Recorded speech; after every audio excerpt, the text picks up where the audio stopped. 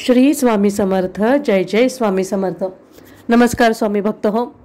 येत्या 13 मार्च रोजी होळी पौर्णिमा आहे. होळी पौर्णिमा हा फाल्गुन महिन्यातील शेवटचा सण. या दिवशी आपण आपल्या आयुष्यामधील नकारात्मकता, वाईट गोष्टींचे दहन करत असतो. या होळीमध्ये आपण आपल्या स्वभावामधील, आपल्या वागण्यामधील, विचारांमधील नकारात्मकता, वाईट गोष्टी, वाईट विचार यांचे दहन करून आपल्या आयुष्यामध्ये सुख, समृद्धी, शांती, आरोग्य, निरोगी आयुष्य हे सर्व आपल्याला लाभावे म्हणून होळिका मातेला प्रार्थना करत असतो. तर या दिवशी आपण नेमके काय करायचे ते आपण आजच्या व्हिडिओमध्ये पाहणार आहोत. तत्पूर्वी चॅनेलला नक्कीच सबस्क्राईब करा आणि बाजूचे बेल बटन नक्की दाबा. होळीच्या दिवशी आपल्या आयुष्यामध्ये सुख, शांती, आरोग्य, धन, संपत्ती, लक्ष्मी, समाधान हे सगळे येण्यासाठी आपण काही छोटे छोटे उपाय करणार आहोत. तर ते काय आहे ते पाहूयात. आपण जेव्हा होळीची पूजा करतो, होळी पेटवतो, त्यावेळी घरातील प्रत्येक व्यक्तीने, घरामध्ये जेवढ्या व्यक्ती असतील तेवढ्या प्रत्येक व्यक्तीने होळी पेटवल्यावर गाईचे थोडेसे तूप घ्यायचे, 11 लवंगा, 7 बत्तासे आणि 5 विड्याची पाने, गोटा खोबरा, नारळ, पुरणाची पोळी, वरण भात, नैवेद्य असं सर्व घेऊन होळीची पूजा करायची. घरामध्ये जेवढी व्यक्ती असतील तेवढ्या सगळ्या व्यक्तींना हे प्रत्येकी सामान घ्यायचं आहे. होळीची पूजा करायची. त्यानंतर 11 प्रदक्षिणा मारायच्या होळीला आणि नंतर गोटा खोबरं, नारळ, तूप हे होळीमध्ये वाहायचं, अर्पण करायचं. देवीला, होळिका मातेला नैवेद्य अर्पण करायचा, प्रार्थना करायची की आमच्या आयुष्यामध्ये जे काही संकट आहे, अडचणी आहेत, ज्या काही नकारात्मकता आमच्या आयुष्यामध्ये आहेत त्या दूर होऊ देत. या उपायामुळे आपल्या घरामध्ये सुख समृद्धी वाढते आणि आपली जी काही कष्ट असतात ती दूर होण्यासाठी मदत होत असते.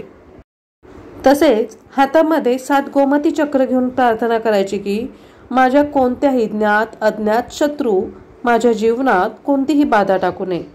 माझ्या मनातील जी काही सर्व कामे आहेत ती कामे व्यवस्थित होऊ देत असे म्हणून ती 7 गोमती चक्र होळीमध्ये टाकायची आहेत. जर आपल्याला वाटत असेल का आपल्यावरती भूत प्रेत, नजर दोष किंवा करणी दोष होत आहे, तर होळीच्या दुसऱ्या दिवशी होळी शांत झाल्यानंतर ती होळीची राख घरी आणायची. त्याच्यामध्ये थोडंसं मीठ आणि राई मिक्स करायची आणि घरात आणि आपल्या जवळ ठेवायची. याच्यामुळे आपल्यावरील भूत प्रेत, नजर दोष, करणी दोष हे दूर होतात. जर आपण खूप प्रयत्न करून देखील आपलं कोणतंही काम पूर्ण होत नसेल, त्यात काही ना काही अडचणी येत असतील, तर होळीच्या दिवसापासून रोज 40 दिवसांपर्यंत बजरंग बाणाचे रोज 3 पाठ करायचे. असं 40 दिवस करायचे. त्याच्यामुळे आपली मनोकामना पूर्ण होण्यास मदत होत असते. तसेच होळीच्या दिवशी संध्याकाळी शंकराला 21 गोमती चक्र वाहायचे. शंकराच्या मंदिरात जाऊन होळीच्या दिवशी 21 गोमती चक्र वाहिल्याने आपला जो काही व्यापार असेल किंवा नोकरी असेल त्यात अडथळे येत असतील तर ते दूर होऊन त्याच्यामध्ये आपली प्रगती होते. आपल्या कुंडलीमध्ये अनेक जणांना नवग्रह दोष असतात. कोणता ना कोणता ग्रह दोष असतो. तर हे नवग्रह दोष जाण्यासाठी होळीची राख घेऊन ती अंगाला लावून स्नान करायचं आणि शिवलिंगास भस्म म्हणून लावायचं. गरिबांना पुरणपोळी खाऊ घाला. घरी चौमुखी दिवा लावायचा. सर्व देवांची पूजा करायची. याच्यामुळे सर्व बाधांचे निवारण होते.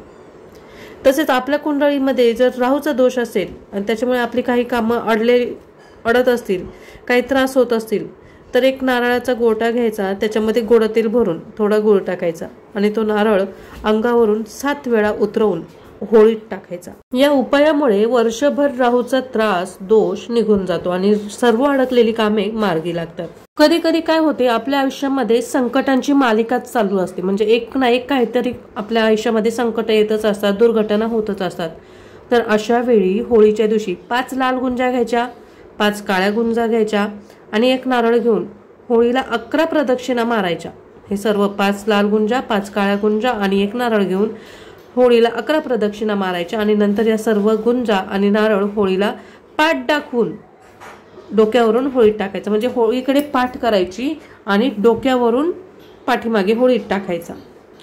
तसेच आता विवाह म्हणजे लग्न सीझन चालू होत आहे. लग्न सराईचे लग्न होत आता, तर एखाद्याचं वय होऊन जातं तरी विवाह होत नाहीत, तर लवकर विवाह होण्यासाठी होळीचा दिवस फार चांगला आहे.